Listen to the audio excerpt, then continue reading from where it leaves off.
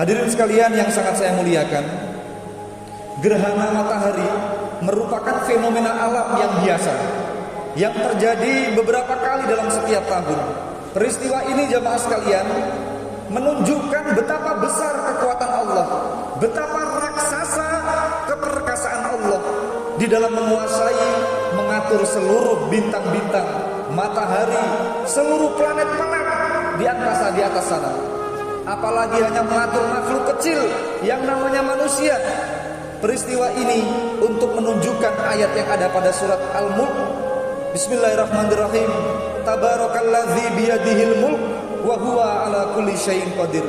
Sungguh maha besar Allah, maha suci Allah, yang dalam genggamannya lah segala sesuatu. Segala sesuatu berada dalam genggamannya, dan Allah maha kuasa atas segala sesuatu itu. Hadirin sekalian, sekarang ini sudah era modern, era ilmiah. Maka peristiwa gerhana matahari sekarang ini bisa dijelaskan secara ilmiah. Sudah tidak ada lagi itu pandangan-pandangan yang salah maupun yang menakut-nakuti kita tentang gerhana. Dulu ketika putra Nabi Muhammad SAW yang bernama Ibrahim, umurnya 1 tahun 4 bulan atau 16 bulan, beliau wafat. Kemudian masyarakat itu semua berbondong-bondong dan bicara, gerhana ini terjadi karena putranya Rasulullah meninggal. Langsung Nabi Muhammad berdiri, beliau menyangkal, wahai kaumku, wahai umatku, gerhana ini tidak ada hubungannya dengan hidup matinya seseorang. Hadirin sekalian, kita tidak boleh lagi berpandangan seperti pandangan orang-orang jahiliyah dulu atau orang-orang yang primitif. Tetapi sampai hari ini masih ada, seperti orang-orang di Vietnam, di Cina, di Amerika, bahkan sebagian masyarakat kita yang menganggap bahwa gerhana itu terjadi karena ada makhluk besar, ada raksasa besar. Kita masih ingat waktu kita kecil, disuruh pukul-pukul itu benda-benda yang berbunyi, supaya itu raksasa semuanya itu pergi, tidak jadi menelan matahari. Itu kepercayaan-kepercayaan jahiliyah, kepercayaan-kepercayaan yang primitif. Maka hadirin sekalian, kita umat Islam diajarkan itu semua tidak ada. Itu tidak betul. Yang betul adalah gerhana adalah salah satu bentuk kekuatan Allah, keperkasaan Allah, kekuasaan Allah. Lalu kita mengakui kebesaran Allah itu dengan kita melaksanakan sholat khusus, sholat gerhana matahari seperti yang kita jalankan pada siang hari ini. Hadirin sekalian, sedikit kita mengambil hikmah dari gerhana matahari ini. Sebagai wahana, sebagai sarana kita introspeksi sekaligus untuk memicu diri kita. Di dalam surat Yasin yang sering kita baca ayat 38 sampai 40, wasyamsu tajri li mustaqarrin laha dzalika taqdirul azizul alim wal qamara qaddarnahu manazila hatta adakal urjunil qadim la syamsu yanbaghi laha an tudrikal qamara wal lailu sabiqun nahar wa kullum fi falaki yasbahun. Artinya para jamaah sekalian, matahari itu berputar-putar, bergerak pada porosnya, pada tempat beredarnya, dan itulah ketetapan Allah. Bulan pun juga demikian, diatur perjalanannya begitu rapi, berjalan dengan teratur. Oleh karena itu 1000 tahun yang akan datang sudah bisa dihitung menggunakan ilmu astronomi. Jadi kapan dan tanggal berapa 1 Syawal bisa dihitung, tanggal berapa gerhana itu terjadi bisa dihitung. Itu perhitungan astronomi. Hadirin sekalian, matahari itu beratnya 1 juta kali lipat dibandingkan beratnya bumi. Tetapi perhatikan, matahari itu diputar oleh Allah dengan kecepatan 12 mil per detik. 12 mil per detik itu kalau dikilometerkan berapa itu? Saya ulang, matahari itu beratnya 1 juta kali lipat daripada beratnya bumi, diputar Allah dengan kecepatan yang luar biasa, 12 mil per detik. Begitu mudahnya Allah menggerakkan benda seberat itu. Oleh karena itu jemaah sekalian, Allah menghendaki betapa mudahnya kalau matahari itu dilemparkan ke orang-orang yang jahat. Allah sangat mudah memberikan hukuman kepada orang-orang yang sampai sekarang belum bertobat, yang sampai sekarang masih memakan orang haram, yang sampai sekarang masih melakukan perzinahan, yang sampai sekarang terus-menerus memprovokasi orang. Apa susahnya bagi Allah kalau tidak segera bertobat? Lalu matahari itu diputar atau dilemparkan, subhanallah. Ini peristiwa sangat besar hadirin sekalian. Nanti di hari kiamat itu matahari, gunung-gunung semua bertabrakan. Kemudian jamaah sekalian, gerhana matahari ini kita lakukan sebagai sarana kita istighfar, mohon ampun, bertobat, mendekatkan diri kepada Allah. Tetapi juga bisa kita jadikan pelajaran. Begitu perkasanya Allah memutar matahari yang beratnya 1 juta kali lipat lebih berat daripada bumi itu. Betapa mudahnya Allah juga memutar nasib kita.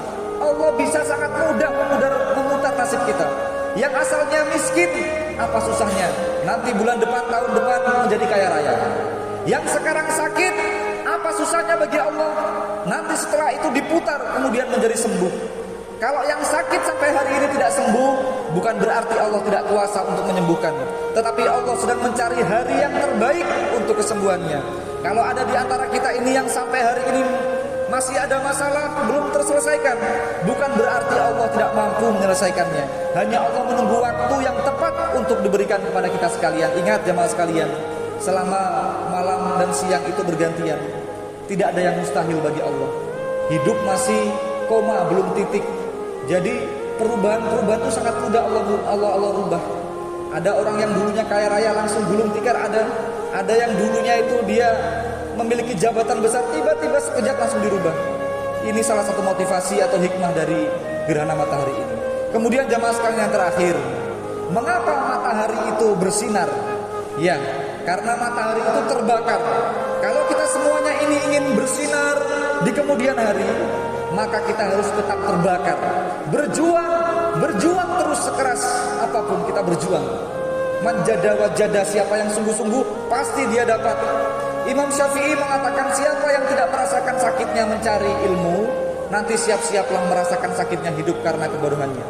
Kemudian jamaah sekalian, matahari ini menerangi bumi dan tidak pandang bulu.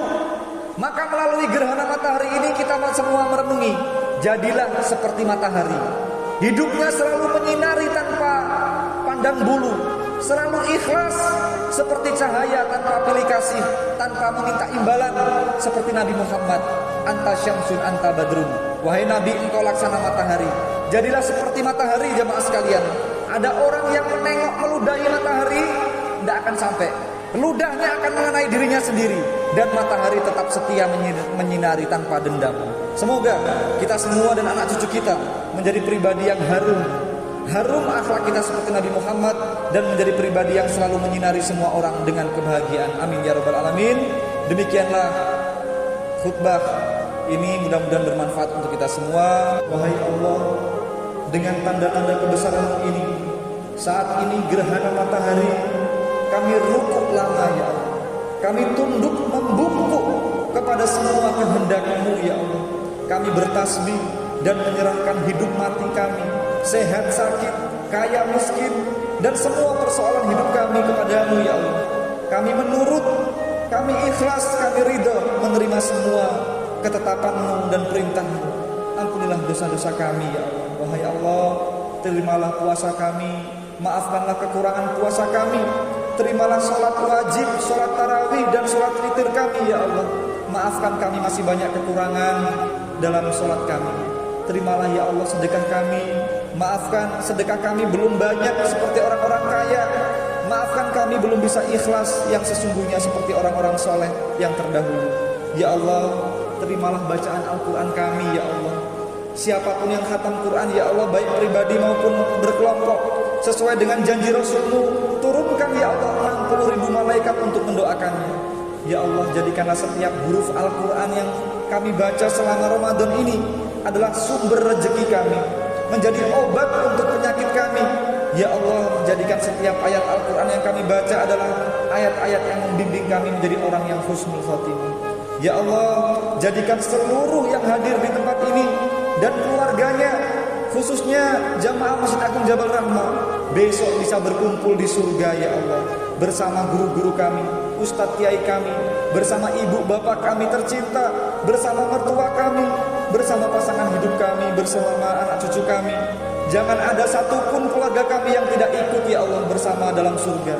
Lalu tempatkan kami duduk bersama Rasulullah SAW. Ya Allah, demikianlah permohonan kami ya Allah.